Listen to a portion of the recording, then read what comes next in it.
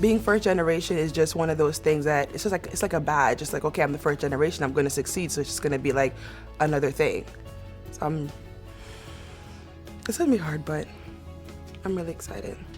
Being a first generation student at Stony Brook University really means a lot to me and my family, because my story is a little different than most first generation students that come here, because I am a transfer student from a community college.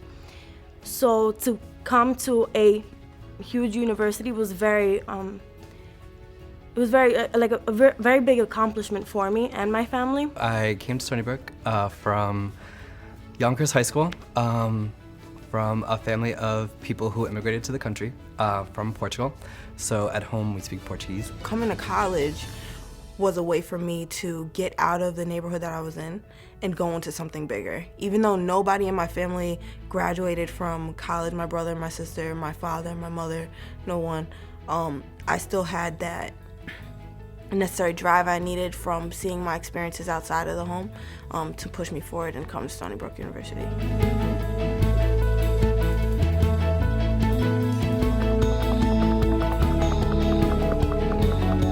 At first I was like, oh, I'm gonna go to the WNBA and be a basketball player. But then I came to college and I was like, there's more things out there than I thought, like engineering and the whole medical field.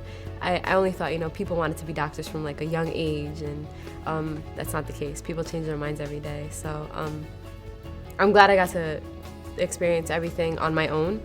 It kind of helped me guide myself. Whereas I didn't have other people yelling in my ear, you're gonna be a doctor, you're gonna be a lawyer, they make the most money, so that was kind of a good experience.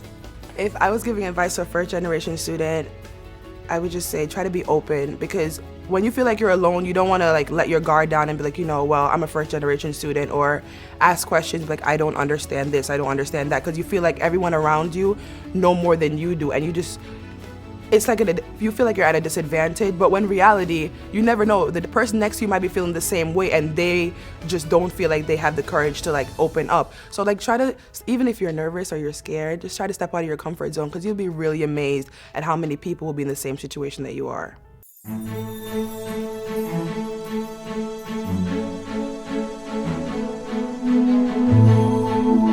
Having fun in college means stepping out of your comfort zone, meeting a lot of people that you normally wouldn't meet, networking, just trying new things, because I think college is all about trying new things that you wouldn't normally try. Like if you're interested in a club, or you're interested in a team, or a fraternity, sorority, or whatever, just learn more about it and then join it, because you're not gonna have the opportunity to do it again. Make sure you read everything thoroughly.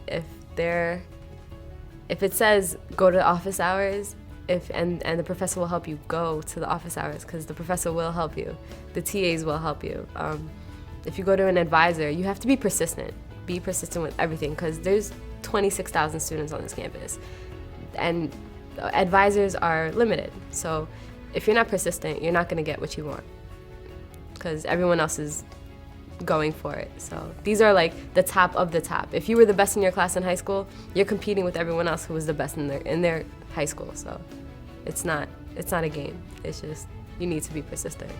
The value of studying and knowing how to study, knowing how to interact and ask questions in a lecture hall of 300, 400, 500 students.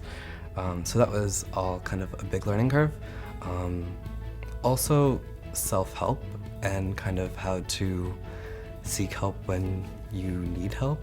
So that was a few lessons that were needed to be learned earlier on.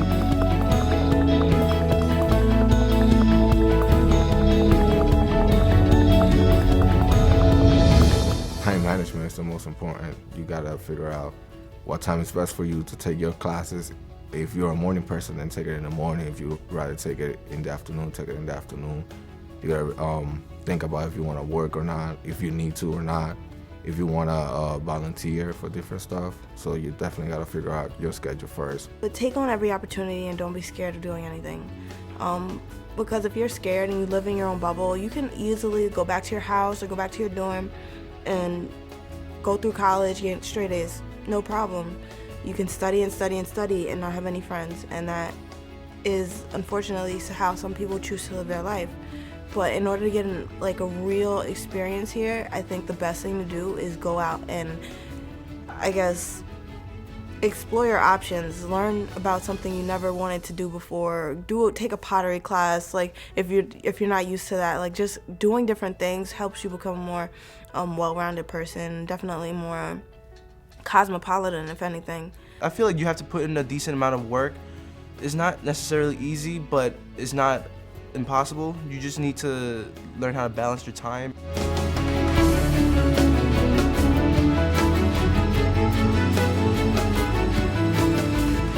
Even though, you come in and you're fresh and you're new, and it's good to walk alone sometimes. Sometimes it's nice to have someone to be like, let me show you how to get there.